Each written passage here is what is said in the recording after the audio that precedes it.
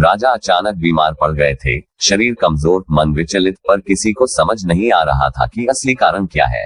वैद्य और हकीम सभी हार मान चुके थे। तब हुआ कुछ ऐसा जिसने सबको चौंका दिया। एक आम आदमी की सोच ने राजा की सेहत को कैसे बदल दिया।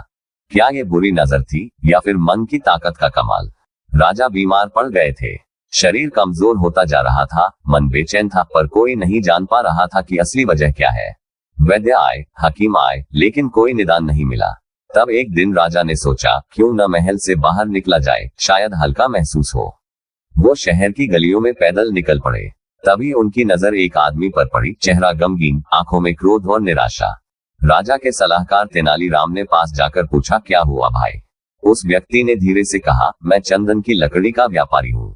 एक बड़ी डील के लिए मैंने उधार लेकर सारा चंदन खरीद लिया, पर अब कोई नहीं खरीद रहा। एक ही रास्ता है, अगर राजा की मृत्यु हो जाए तो उनके अंतिम संस्कार में सारा चंदन बिक जाएगा, वरना मैं खत्म हो जाऊंगा।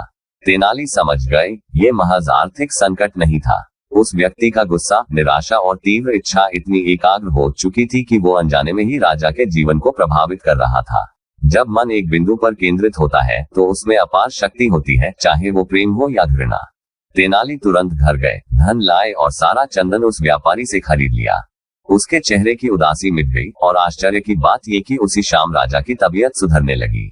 यह कोई जादू नहीं था, यह हमारे मन की शक्ति का प्रमाण है। क्रोध, प्रेम, ध्यान, ये सब जब एक बिंदु पर केंद्रित होते हैं तो ब्रह्मांड को भी हिला सकते हैं। गौतम बुद्ध ने भी यही कहा था, एकाग्रचित्त व्यक्ति को कोई नहीं हरा सकता।